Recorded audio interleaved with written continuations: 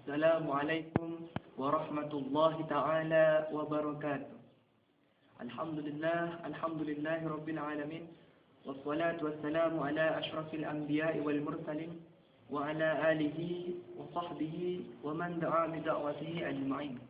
Ashhadu an la ilaha illallah wa ashhadu anna Muhammadan abduhu wa rasuluhu la nabiyya ba'dah.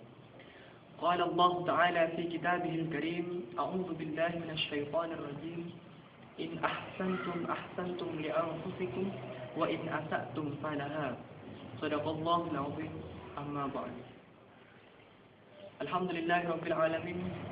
Patut kiranya kita panjatkan puji syukur kepada Allah Subhanahu wa taala.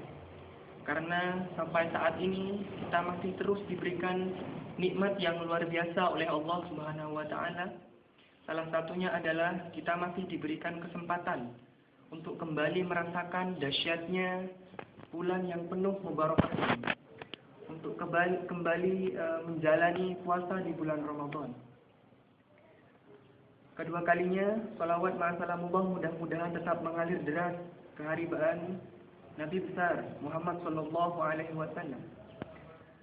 Nabi Muhammad sallallahu alaihi wasallam yang telah menjelaskan kepada kita Islam, bahwa Islamlah satu-satunya agama yang benar, bahwa Islamlah satu-satunya jalan hidup yang patut diambil oleh umat Islam.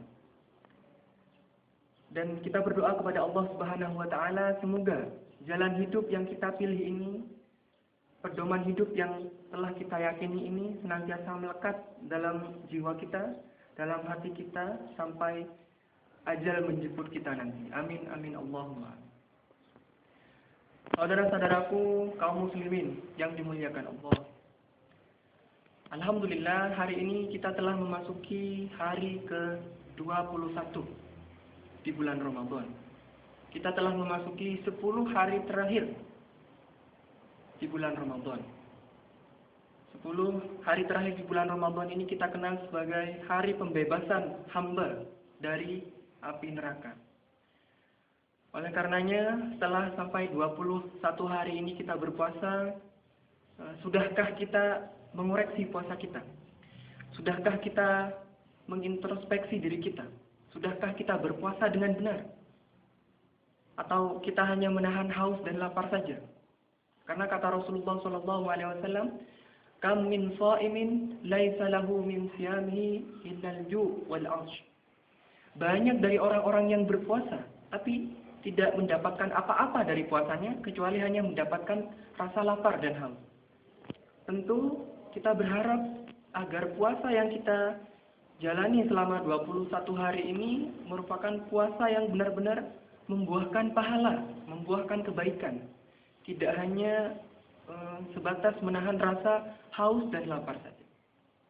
Saudara-saudaraku kaum muslimin yang dirahmati Allah, oleh karena itu, pada kesempatan yang singkat ini, saya hanya ingin menyampaikan kembali nasihat Ibnu Qayyim al-Jauziyah tentang 4 pintu kemaksiatan yang harus dijauhi oleh kaum muslimin.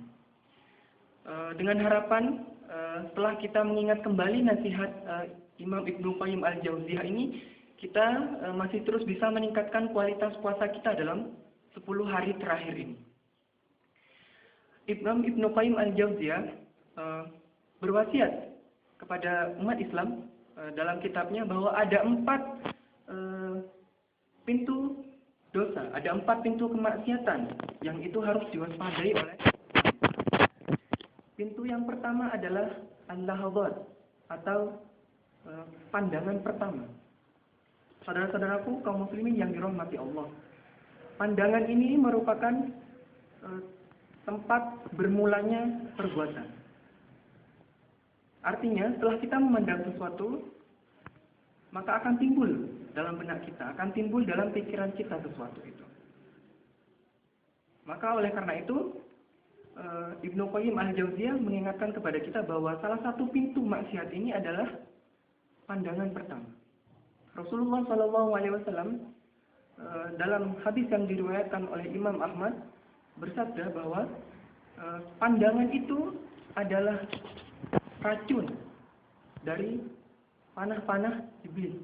Dan barang siapa yang memalingkan pandangannya dari kecantikan wanita, senantiasa mengharap ridha Allah, karena ikhlas mengharap ridha Allah, maka Allah akan memberikan kelezatan dia di hatinya hingga hari kiamat.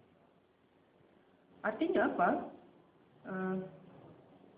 Allah Subhanahu wa taala akan memberikan rasa tenang, rasa nyaman kepada kita kalau kita dengan ikhlas karena mengharap ridha Allah Subhanahu wa taala memalingkan pandangan kita dari kecantikan para wanita yang berseliweran di sekitar kita. Saudara-saudaraku kaum muslimin yang dirahmati Allah, sayang sekali, sungguh sangat disayangkan kita tinggal di negeri Turki ini dengan lingkungan yang agak aneh. Saya bilang aneh karena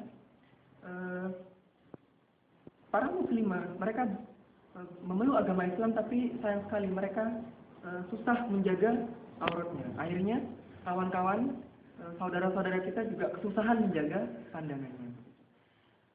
Tapi Allah Subhanahu wa taala menjanjikan akan memberikan kelezatan pada hati kita jikalau kita mampu memalingkan pandangan kita, memalingkan wajah kita dari kecantikan wanita-wanita yang lewat di sekitar. Jikalau kita mengingat kisah Imam Syafi'i ketika beliau curhatlah istilahnya kepada Imam Waqi' ketika menyetorkan hafalannya. Dia berkata kepada Imam Waqi', "Wahai Imam Waqi', kenapa akhir-akhir ini hafalan saya jelek? Kenapa akhir-akhir ini hafalan saya banyak yang hilang?" Kemudian Imam Waqi' mengingatkan kepada Imam Syafi'i tentang dosa-dosa besar. Tapi diingat lagi oleh Imam Syafi'i, beliau tidak pernah melakukan dosa-dosa besar. Tapi kemudian beliau mengingat salah satu kejadian saat dia mau menyetorkan hafalannya ke Imam Waqi', dia melewati sebuah pasar dan di pasar itu dia melihat betis muslimah yang tersingkap gara-gara ada angin. Nah, bayangin hanya betis saja satu kitab, ya, memorinya Imam Syafi'i itu bisa hilang begitu. Jadi hafalannya bisa menjadi lemah. Padahal yang kita lihat saat ini di sekitar kita yang berseliweran di sekitar kita itu bukan hanya sekedar betis. Yang kita lihat bukan hanya sekedar betis. Sungguh sangat disayangkan sekali. Itu adalah pintu maksiat yang pertama. Kemudian pintu maksiat yang kedua adalah al-khotorat atau pikiran yang terlintas dalam benak. Nah, setelah kita memandang sesuatu, maka akan terlintas dalam pikiran kita. Maka pikiran itulah yang kemudian menjadi sumber perbuatan. Baik perbuatan baik atau perbuatan buruk. Semua perbuatan itu dimulai dari timbul pikiran di dalam benak. Artinya ketika sudah timbul pemikiran dalam benak kita, itu satu langkah kita akan berbuat sesuatu. Oleh karena itu, saudara-saudara sekalian, baik kiranya kita senantiasa menjaga kebersihan, kejernihan pikiran kita. Agar kita terhindar dari pikiran-pikiran kotor, pikiran-pikiran buruk yang dari pikiran-pikiran kotor itulah akan melahirkan perbuatan, tindakan-tindakan yang keji pula. Na'udzubillah wa na'udzubillah.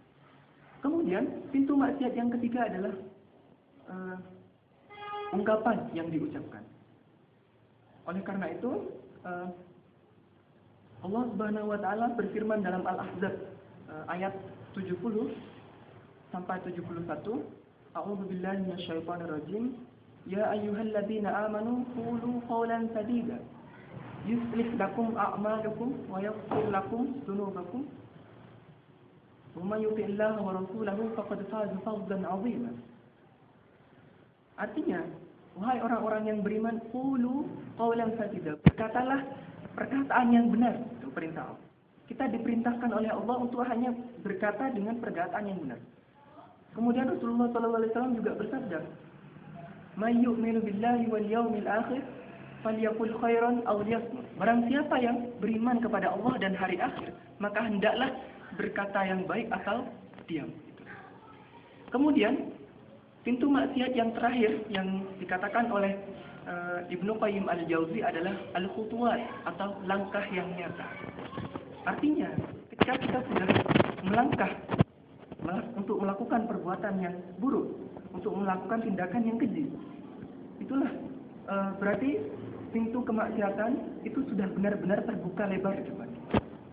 Oleh karena itu, saudara-saudara sekalian, kita setiap hari berdoa dengan khusyuk kepada Allah Subhanahu wa taala dalam setiap salat kita, ihdinas siratal mustaqim. tuntunkanlah kami kepada jalan yang lurus, shiratal mustaqim. Karena kita tidak pernah tahu, mungkin hari ini kita beriman, hari ini kita menaati perintah Allah, tapi besok, lusa, minggu depan, bulan depan kita tidak pernah tahu. Oleh karena itu kita senantiasa berdoa kepada Allah dan berharap doa kita dikabulkan, agar Allah senantiasa membimbing kita ke jalan yang lurus, ke jalan yang tidak menyimpang, ke jalan yang tidak serong. Demikianlah 4 pintu maksiat yang disampaikan oleh Ibnu Qayyim al-Jauziyah, yang tujuannya adalah agar dijauhi oleh umat Islam sekalian. Saudara-saudaraku kaum muslimin yang dirahmati Allah. Oleh karena itu, marilah 10 hari terakhir bulan Ramadan ini kita gunakan sebaik mungkin. Kita jauhi, kita tinggalkan maksiat sebaik mungkin. Kita gunakan lidah kita untuk kita senantiasa berzikir kepada Allah, berdoa, meminta ampunan kepada Allah, meminta dibebaskan dari siksa api neraka kepada Allah Subhanahu wa taala.